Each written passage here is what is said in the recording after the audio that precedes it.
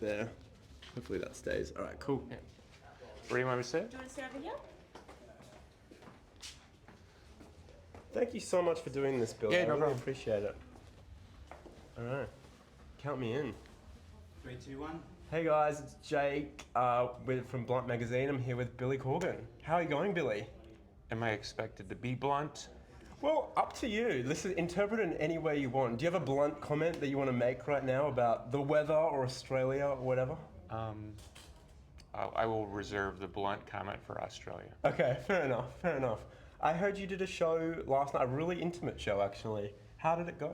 It was more like a hangout thing. I played Okay. I played a few songs and Acoustic? yeah, just, Amazing. I think 6 songs, and then just kind of talked to the audience. We asked them to submit questions beforehand. We Yeah. usually kind of put them on a little card. Amazing. The questions were so awful that I just ended up fielding questions.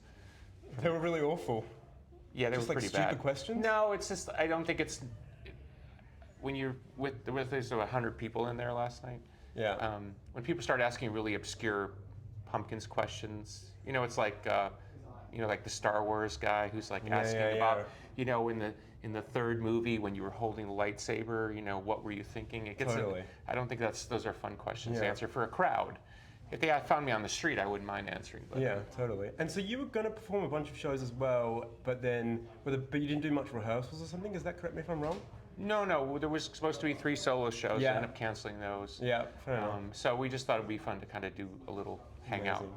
type Cool. of thing, and we might do one in Sydney. Brisbane. Oh, cool. Amazing. I don't think we tried in Sydney, but I don't think we found the right spot. So Great. Cool. I don't know when this will air, but Yeah. there's, Well, there's time. it's lovely to see your face, and you're going to be doing a performance, a solo set, Good Things. Well, how do we tempt you to come to Good Things? What was the... Had you been to Australia recently? We played here, I think, 2 years ago with Okay. Pumpkins, Yeah. and did quite well. So Yeah. maybe that's something to do with it. Yeah.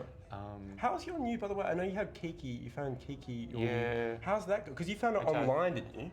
You did. No. This is Wikipedia. Okay. This is All not how right. it works. Do tell what happened. I know that your generation, you guys are big on Wikipedia, but I deal in the world of fact. No, sorry, just joking. No, what happened was That's true. I was following Kiki on social media. Right. So we did an open call, anybody who wants to try out for the band, and we got 10,000 legit submissions Whoa. from all over the world. When I saw Kiki's name on the list, I was like, oh, that's cool. I know this person. Yeah. I'd be curious to meet her. And when we eventually pared it down, I think to 9 people that we actually auditioned in person, Kiki was the first one that day. It wasn't nothing planned. She just happened to be the first person. And she just has such a great energy, such a great person. Yeah. And she's just the right fit for us as a musician. Yeah. She works really well in our world. We're very weird in our own way. Yeah. I'm sure that's surprising to people who know our music, but we have a very set way of doing things. And Yeah, so, totally. we really love and respect Kiki, and it's been so great to Amazing. share a stage with her. So how do you compare these shows then with the Pumpkin show? Like obviously they're very, very different, but like how do you differ between them? That's a great question because I think the thing that I'm still trying to figure out is I haven't really played as a solo artist with the band for 20 years. Yeah. So I think I actually even did gigs in Australia the last time I played with a band. Yeah. And there was somebody yelled at me, and it turned into a whole thing. Somebody yelled at you? Well, what happened there? Well, it was my first sort of touring as a solo artist since the Pumpkins had broken up in 2000. So there was an expectation that I was supposed to play Pumpkin songs, but I had no plans to do that, and I didn't want to. Yeah. So people would oftentimes end the show sort of yelling at me like, we Play waited Pumpkin. for an hour and a half, how dare you not play my favorite song that I lost my virginity to, So I Slightly niche. I did this thing where I didn't yell, I just sort of walked through like, why would I do that? I mean, I was in that band at the time. I'd been in the Pumpkins for 14 years and Whoa. released a bunch of records. So to me, it was like, I'm just trying to move on. And I think at that point I was, 35 years old or something. Yeah. Seems like a long time ago. And it turned, I was screaming and I threw the mic down and it never happened. So I think that I have some obscure memory about playing Australian guys. So, Pumpkins, it's institutional in the sense that people have an expectation of the set list, and that's really a flattering thing because we have songs that people want to hear. Yeah. This is like I can choose from, I had Zwan, which was another band Jimmy and I had, solo work.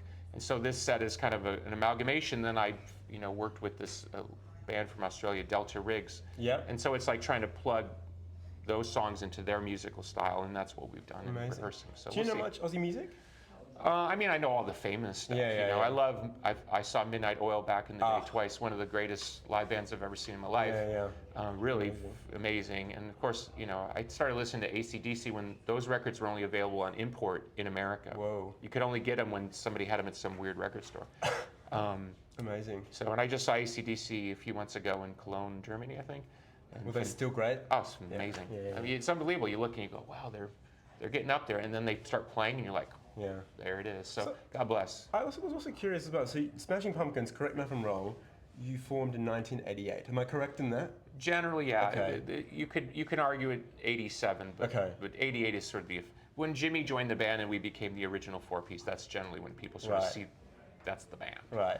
So you would have seen a lot of changes and like swerves in the music industry. Like, how do you look at it holistically now in terms of like the introduction of streamers and everything like that? I mean, it's a very different place. That's a broad question because now we're dealing in 2024 with everything from AI to young artists not being paid by streaming services if they don't get enough spins or plays or clicks or whatever.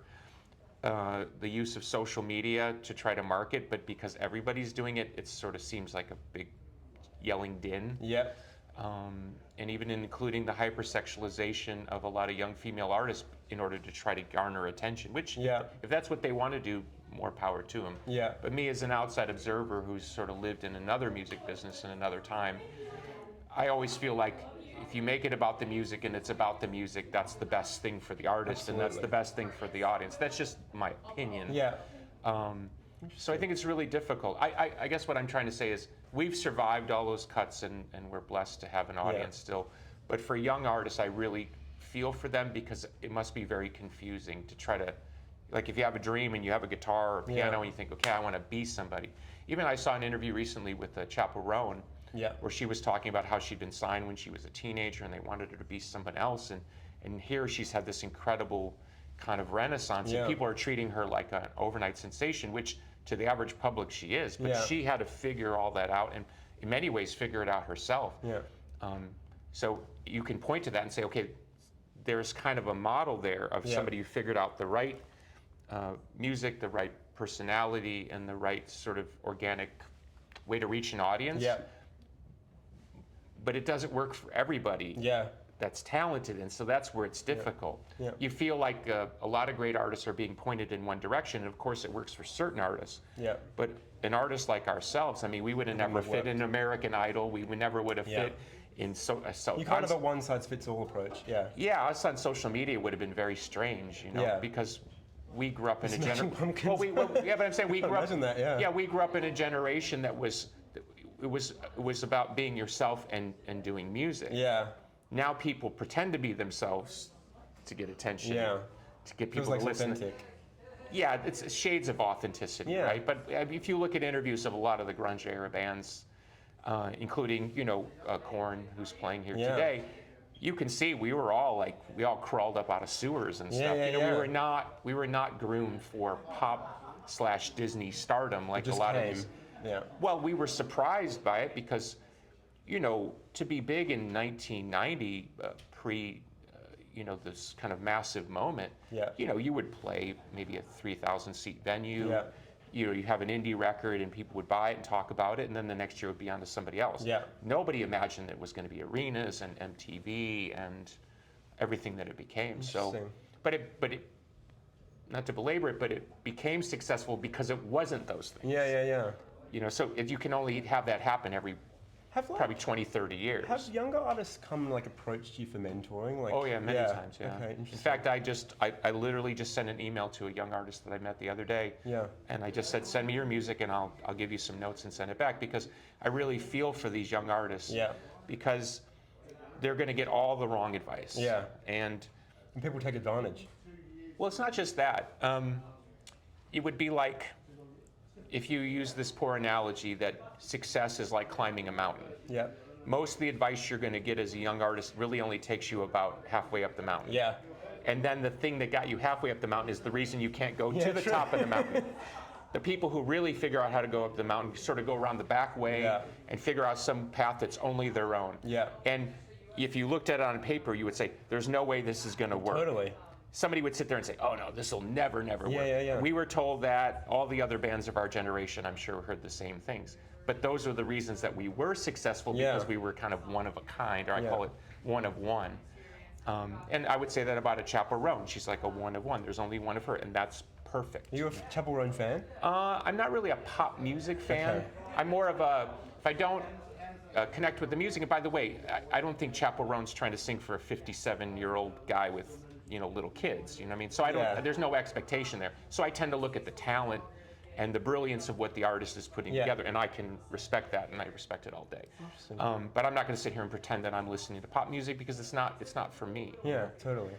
I also just have one more question. This is totally outside of music, but I know you own the National Wrestling Alliance. Sadly, you got to look at your notes. Well, I wanted to get the name right. I wanted to get the name. How has that come about in your life? Because that's very different to music, obviously. Yeah. What's even crazier is back in the day, there was a National Wrestling Alliance affiliate in Australia. Really? And you can see at the time the great champion of the NWA, Harley Race, was actually defending the belt of the company that I now own in Australia, like in the 70s or 80s. Really? Oh yeah, you can find that stuff on YouTube. So yeah, the NWA was the original governing body of wrestling, formed in 1948. Yeah. So almost everything that you see on television, with a few exceptions, at least major, came out of the NWA.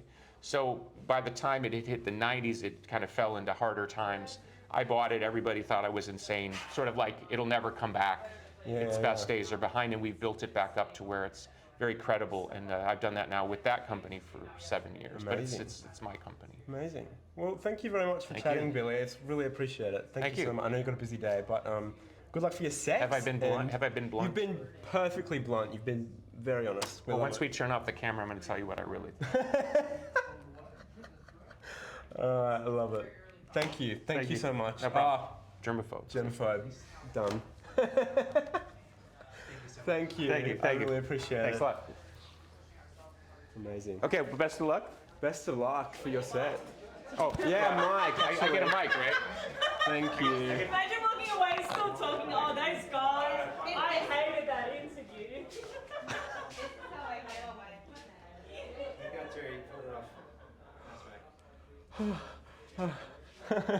He lost your Wikipedia. I was like, here we go.